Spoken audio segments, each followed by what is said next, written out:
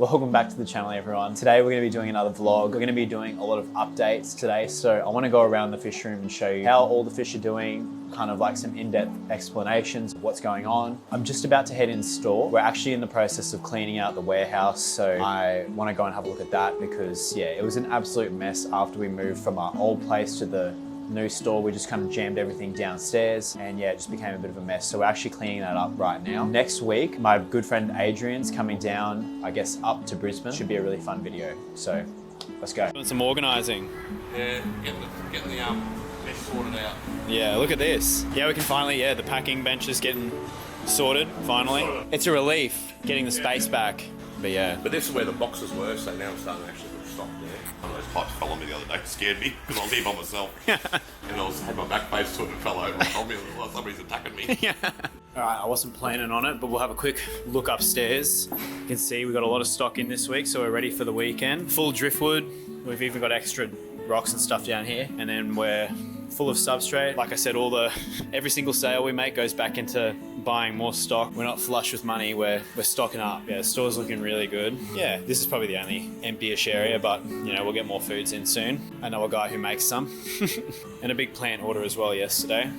Time for a dose. A bit of a dose, yeah.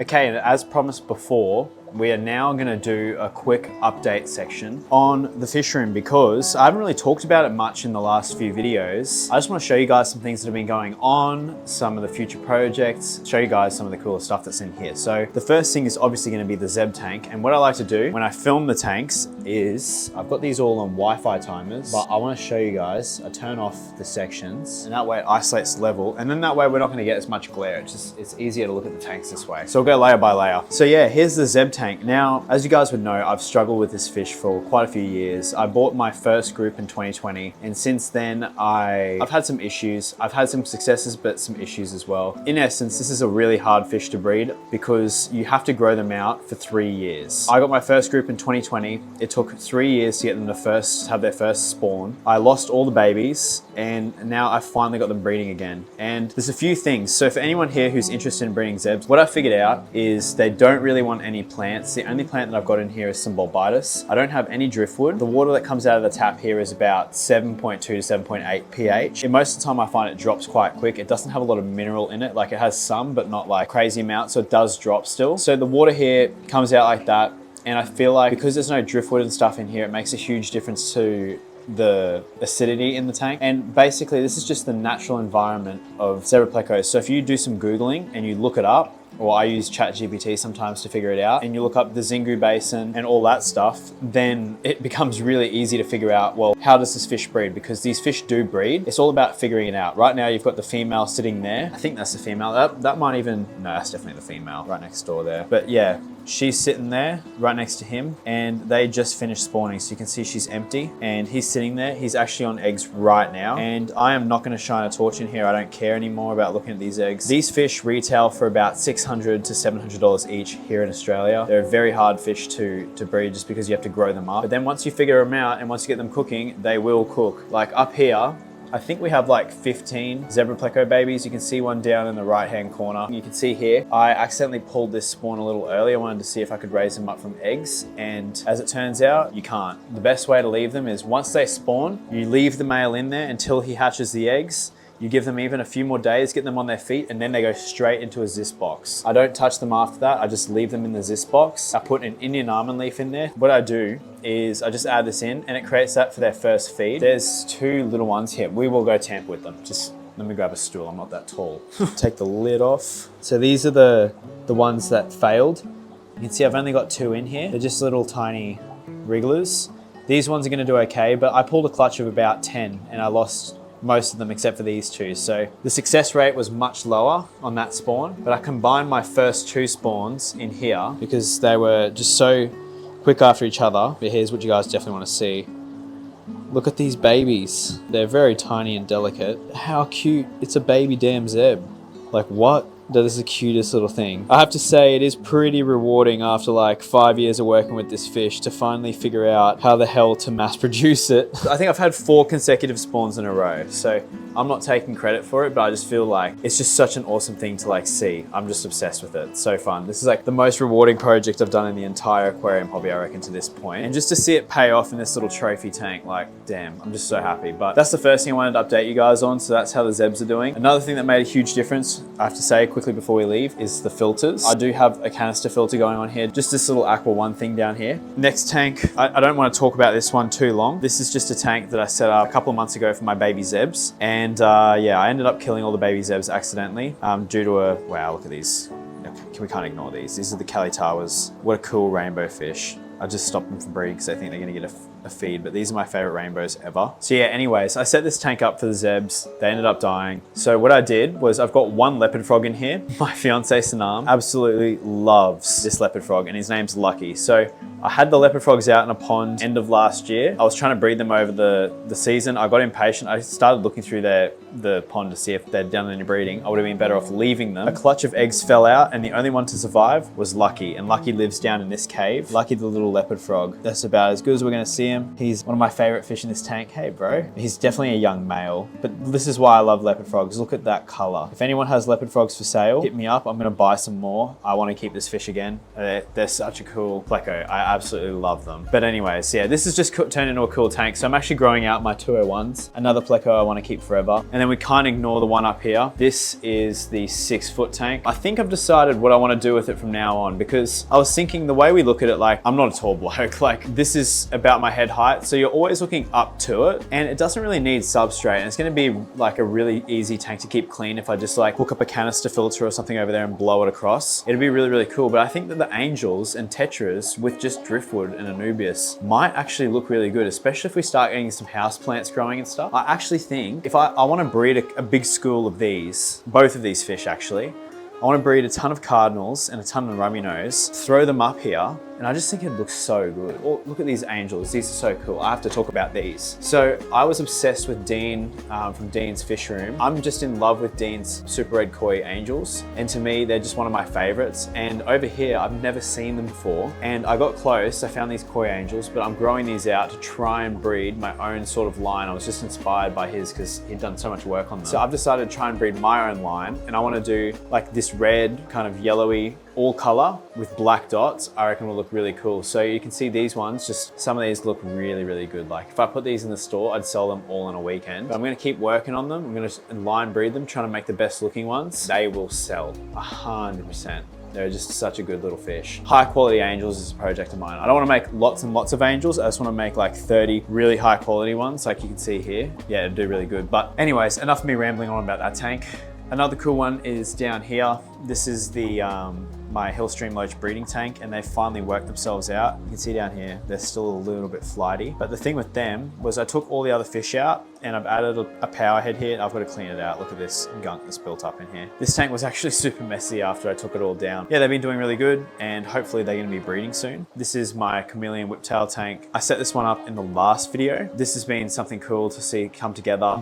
You can see here too, like the chameleons have really fallen in love with this tank. So it's a little bit boring at the moment, and I need to spruce it up a bit. So I'm gonna add a big schooling fish on the top and it'll help make the chameleons feel safer. I'm also thinking about adding pygmy cories. I think pygmy cories will be a really good cleanup crew in this tank. Pygmy cories and some otocinclus. These are really, really rare in Australia. You wouldn't get many opportunities to buy it, so I just had to jump on it. Yeah, it's just, I love this fish. You can barely tell it's in here and you can see why they're chameleons. Like anyone who just looks at this tank would never ever think, oh my God, that's a fish. I only want to show you guys a couple tanks down here. The first one is this little low-tech planted tank that I set up a while ago. It's getting a little bit dirty and that's because I haven't gotten in there and cleaned the sponge filters. They are absolutely chockers and super full of stuff. So I've got to get in there and clean the sponge filters, but this tank has just done so good. It's an example of something you can set up and have just success with if you just wait. Like that tank was really nothing and look what it's turned into with just some time. Like it's actually really turned beautiful. So being patient pays, but these are the Aru2s in here. Amazing little spotted blue eye or Gertrude, I guess I should say. And this one down here is another good one. This is my little Tanganyika tank. I mean, it's not really a biotope, but the fish are loving it. They're actually breeding in here. They're so happy. They look like little mini versions of the adult fish and they're just such good parents. I'm really impressed. about how good of parents they are. And oh my God, this tank's an absolute beauty. This one is the little, I don't know what we call this tank, like the Indonesian tank, I guess, but it's got like African plants. This tank is so beautiful. Jason set this up for me. Well, we set it up together, but he showed me how to do it. This beautiful scape, and I have to say, he is so talented. Look how good this turned out. I've just taken care of it and left it, and I think it's been over a year now. I've recorded the whole process, so I'm definitely gonna have to do a video on how cool this tank is. Shout out to Jason from Australian Biotopes for helping me set this tank up. Like, I've just absolutely loved it. Okay, now there's plenty more I could show you, but I think it'd just ruin the vlog. This isn't a tour. I just wanted to show you a few of the tanks, and yeah, back to the video. Okay, so it's now a couple days later, and we're back in the room, and I'm just doing a little water change on this half of the room, but Adrian's coming down in 2 days. So it's coming on Wednesday. It's Monday afternoon right now. And the fish room's looking pretty good. There's a few ratty tanks that I really need to clean up. So I want to clean up some of the tanks in here, just get the mulm out, scrub the fronts and stuff in case he wants to film, and just get it ready. Like especially over here, some of these tanks are just getting a little bit dirty, so they need their sponges changed, etc. So we're gonna be doing some maintenance, and we're just gonna be doing like a bit of a general tidy up. I've got one of these little Zis tumblers, which was left over from the old shop. I want to put it up in this top 6-foot tank here, just to kind of help with the filtration and oxygenation of this tank.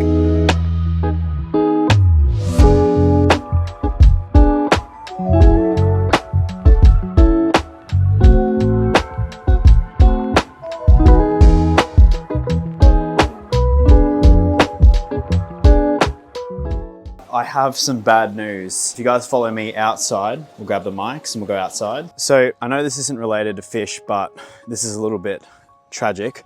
Last night, Sanam heard it while we were in bed, but I didn't hear it. Our chicken pen actually got broken into by a fox. So it got in through the back here, through this hole in the fence out the back, broke in, it killed 2 of our chickens. You can see there's feathers all over the place. We've kept them locked in overnight. So we've got 7 chickens still, but one's absolutely traumatized, hiding in the back corner over here. And the rest of them have, been locked up. Normally we lock them in at night. We live in Brisbane. There's a little bit of bush around us, but like I didn't know that there was gonna be foxes in the area. Yeah, so it's just a bit unlucky. So now we're gonna have to make sure that these guys are locked up at night. I'm even gonna put a trap out tonight and see if I can't catch the fox. But yeah, it was a little bit sad, and I guess that's just part of growing and learning. It was really tragic. Like Sanam, was just livid to see it. We've got this beautiful cage that we can keep them in overnight and keep them safe. It's definitely fox proof. Yeah, it shouldn't happen again, but very tragic. And there's one other thing in the backyard that I'd like to show you guys. Let's go have a quick look at the bees. So come around here. Some of you guys might not know, but I've actually got a beehive, and I know this isn't related to fish either, but I thought this might be a bit interesting. This is a flow hive. You can see I harvested the honey out of it like 2 weeks ago, and I've actually been selling the honey in store. Me and Sanam came and harvested these 2 frames, so this one here and this one here, drained them completely of the honey not even 10 days ago, and they've already filled it up. So I'm half tempted to take maybe this frame and this frame off them today, just to keep them productive. And it's spring right now, so there's plenty of foraging ability, and our family loves honey, and we've sold lots of honey in store. So I'm gonna be also harvesting some honey. The flow hive is a great invention. A lot of you guys found it interesting before seeing this. So if you look in here, like in this viewing window, you'll see the sheer amount of bees that are in here. Like, look at that. And they're actually filling this with honey right now. You can see that glistening in the cells. That's all honey. And they're just collecting that from the street, from all the flowers in the area. It's the best tasting honey I've ever had in my life.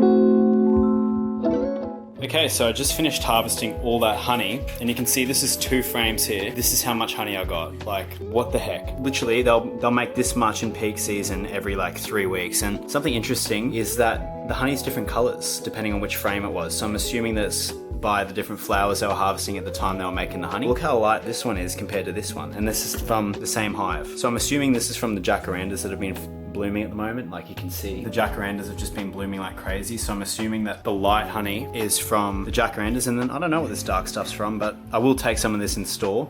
So if you guys want to pick some up, it'll be there. Alrighty, so I've been working all day on the fish room, moving stuff around, and I wanted to give you guys a quick update on this project. So I have made a video about this maybe a couple of months ago. When I first set these up, I didn't really know what I wanted to use them for. So they've all kind of gone through a few different stages. This tank has ended up turning into a little bit of a temporary holding tank, but I tried my hand at naturally keeping a pair of Bettas. So I kept my favorite ones from the previous batch that I spawned. I got one beautiful yellow male, which you can see is coming up to me right now, but I put him in here with the only yellowish blue looking female that I had out of that batch. And I wanted to prove to people that you can keep fighting fish together. The project was kind of interesting because it was definitely a challenge trying to create like a tank where the male and female could coexist without completely killing each other. They were very keen on breeding and started spawning pretty much straight away. I ended up going on my trip to Europe. I came back, left them for an entire, I think I was away for 5 weeks. I knew that they would be breeding, but he ended up beating up really bad on her, and I had to take her out because when I came back, like he was just constantly pursuing her. And I had no clue, but some of the babies had actually survived. So there's, I think I've counted at any given time about 6 babies in here that have all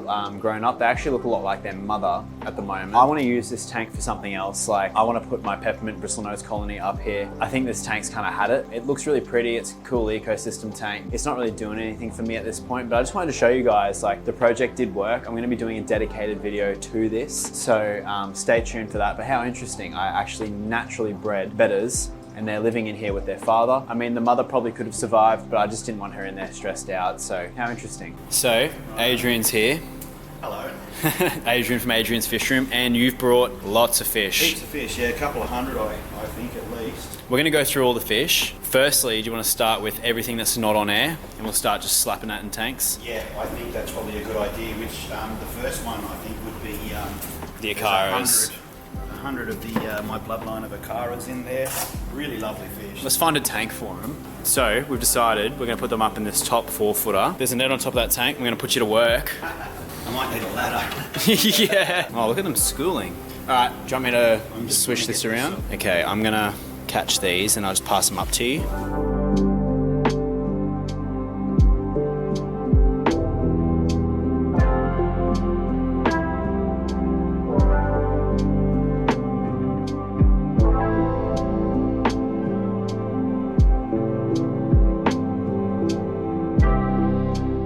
All right, well, Okay, we'll let them settle in for now. Let's go get the next stuff. What do we got?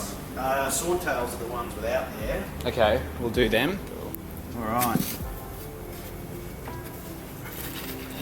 Oh, well done. Yeah, nice.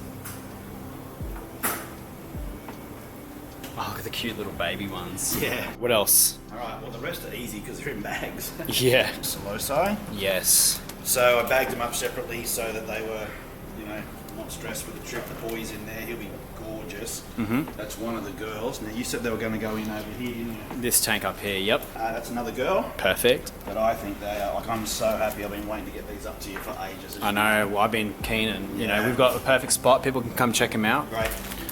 Blix japonica. So there's 6, 7, 8, 9 sort of plants. Cool. There for you as well. And this is the little escape artist. Remember we didn't get him Mm-hmm. last time? Yep. Yeah, there's 4 more in there. Yeah, nice. Join the rest of the colony. 200 pond cherries. Cherries. All colours like Skittles colours. Yep. What else we got? I think we got guppies here. So I've got 20 of the platinum blues. I've got nice, healthy, like young ones with a young male, and I've got there's some nice ones in there. They've been breeding true. And I bought you some of my tricoloured. Oh, they're the endless. Yep. So they're the flame tail with that shape on there. Now these are the tricoloured Dumbo ears that I've been breeding for ages. I've finally got enough to start selling. They look spectacular. Wait till they colour up in there. Do you want to we'll drop these slow size in? There you go, little fella. There we go.